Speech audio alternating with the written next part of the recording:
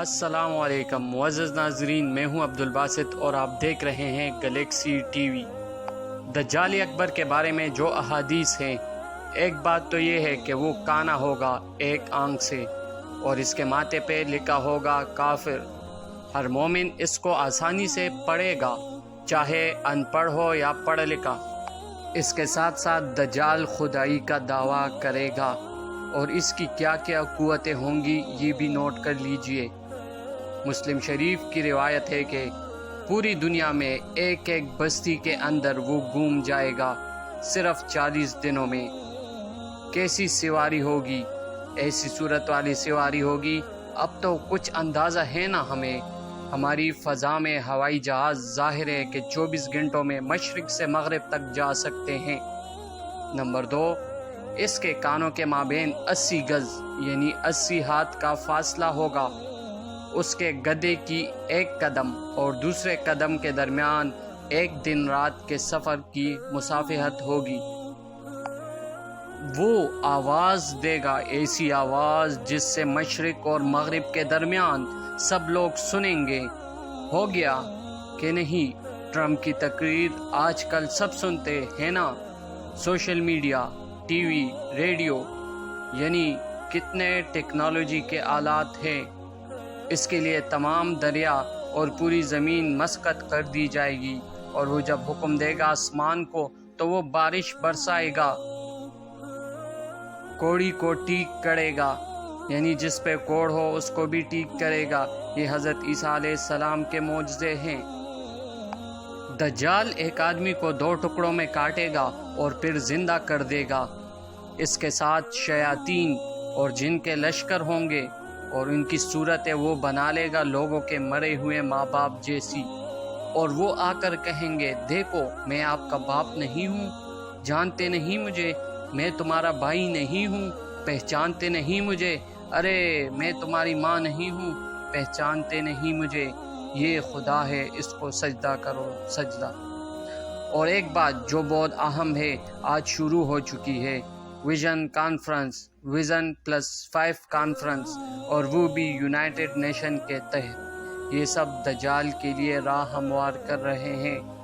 تاخیر میں جو اس کی پیروی کے لیے گھروں سے نکلے گی، گھروں سے تو وہ عورتیں ہوں گی، یہاں تک کہ ایک بندہ مومن جائے گا دوڑ کے اپنے گھروں میں اپنے ماں کو، بہن کو، بیٹی کو، بیوی کو باندھ کر جکڑنے کی کوشش کرے گا، اور وہ رسیاں چڑا کے دجال کے پیچھے بھاگنے کی کوشش کرے گی۔ وہ نقشہ ہے آج، اور سن 2000 سے یہ پلیٹ فارم بن رہا ہے۔ کوئی بھی اس کے خلاف نہیں بول رہا۔ جب مشرف کے دور میں 30% سیٹیں صرف عورتوں کے لیے مختص ہوئی، کسی بھی سیاسی لیڈر نے اس کے خلاف آواز نہیں اٹھائی۔ بہرحال دجال اکبر نے آنا ہے۔ یہ دجال ہوگا کون؟ ایک واقعہ یہ بھی ملتا ہے کہ حضور پاک صلی اللہ علیہ وآلہ وسلم کے دور میں یہودیوں میں ایک بچہ پیدا ہوا، ابن سیاد جس کا نام تھا۔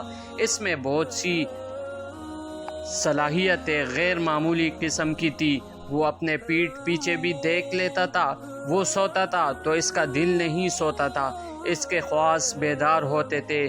تو حضور صلی اللہ علیہ وآلہ وسلم نے اس کے حالات کا مشاہدہ کیا، یہ سوچتے ہوئے کہ شاید یہ دجال بن جائے۔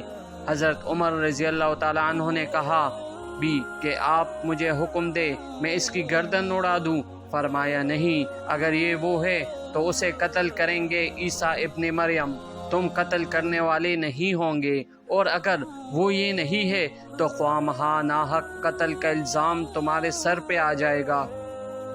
پھر ایک صحابی تمیم داری رضی اللہ تعالیٰ عنہ کسی بحری سفر پر گئے تو طوفان نے اس کے جہاز کو ادھر سے ادھر 1 مہینے تک، اس سے بھی زیادہ، کبھی ادھر کبھی ادھر طوفان کی موجیں لے کر گئی، حتیٰ کہ ایک جزیرے میں پہنچ گئے۔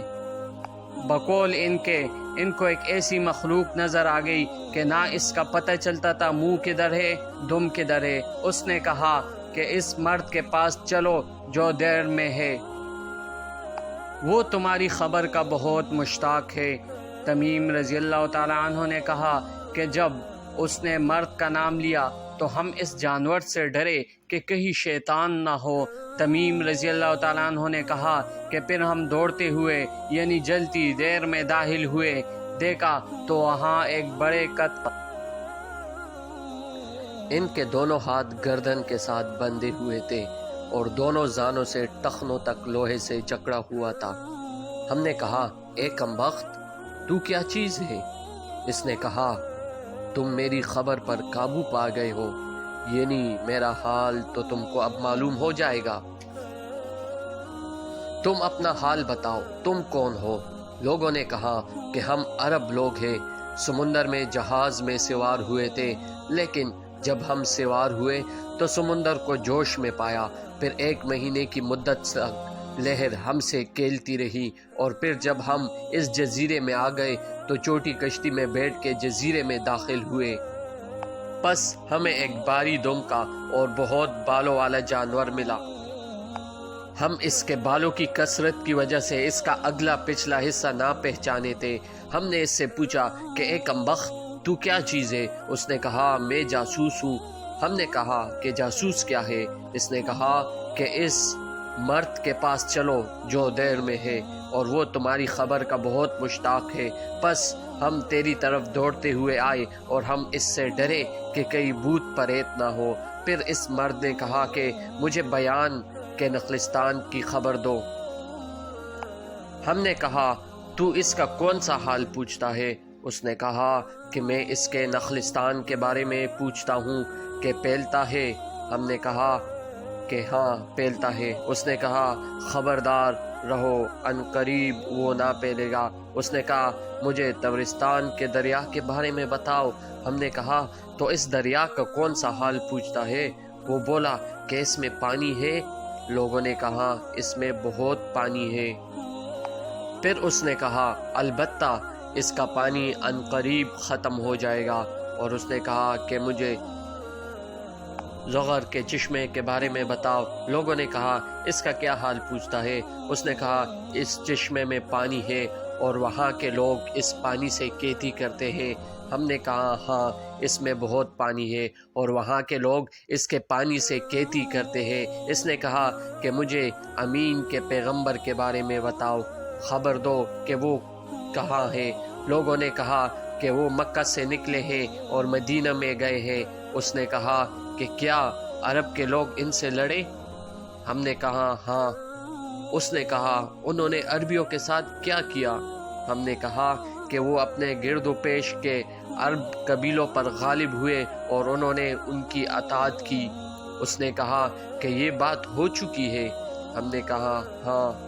اس نے کہا کہ خبردار رہو، یہ بات ان کے حق میں بہتر ہے کہ پیغمبر صلی اللہ علیہ وآلہ وسلم کے تابعدار ہو، اور البتہ میں تم سے اپنا حال کہتا ہوں کہ میں مسیح دجال ہوں، اور البتہ وہ زمانہ قریب ہے کہ مجھے نکلنے کی اجازت ہوگی، پس میں نکلوں گا اور سیر کروں گا اور کسی بستی کو نہ چھوڑوں گا جہاں 40 رات کے اندر نہ جاؤں، سوائے مکہ اور طیبہ کے کہ جہاں جانا مجھ پر حرام ہے، یعنی منع ہے۔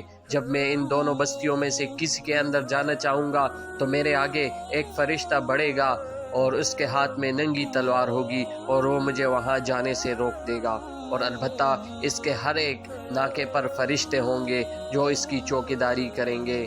سیدہ فاطمہ رضی اللہ تعالی عنہا نے کہا پھر نبی کریم صلی اللہ علیہ وآلہ وسلم نے اپنی چڑی ممبر پر مار کر فرمایا کہ طیبہ یہی ہے، طیبہ یہی ہے، طیبہ یہی ہے، یعنی طیبہ سے مراد مدینہ منورہ ہے۔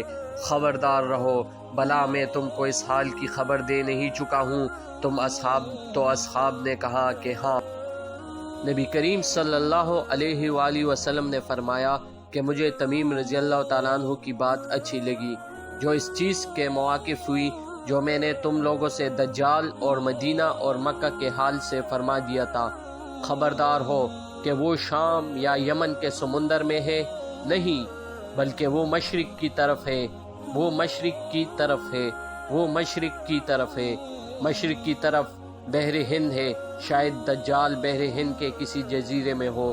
اور آپ صلی اللہ علیہ وآلہ وسلم نے مشرق کی طرف اشارہ کیا۔ سیدہ فاطمہ بنت قیس رضی اللہ تعالی عنہ نے کہا کہ یہ حدیث میں نے رسول اللہ صلی اللہ علیہ وآلہ وسلم سے یاد رکھی ہے۔ اس حدیث کو حدیث الجساسہ کہا جاتا ہے، یعنی جاسوس والی حدیث۔ امید ہے کہ آپ کو یہ معلوماتی ویڈیو بہت پسند آئی ہوگی۔ مزید ایسی ویڈیوز دیکھنے کے لیے ہمارا یوٹیوب چینل سبسکرائب کریں۔ اللہ ہم سب کو دجال کے فتنے سے محفوظ رکھے۔ اسی اپنے پن کے ساتھ اجازت چاہتا ہوں کہ اپنا بہت ہی خیال رکھیے گا۔ ملتے ہیں نیکسٹ ویڈیو میں۔ السلام علیکم ورحمۃ اللہ وبرکاتہ۔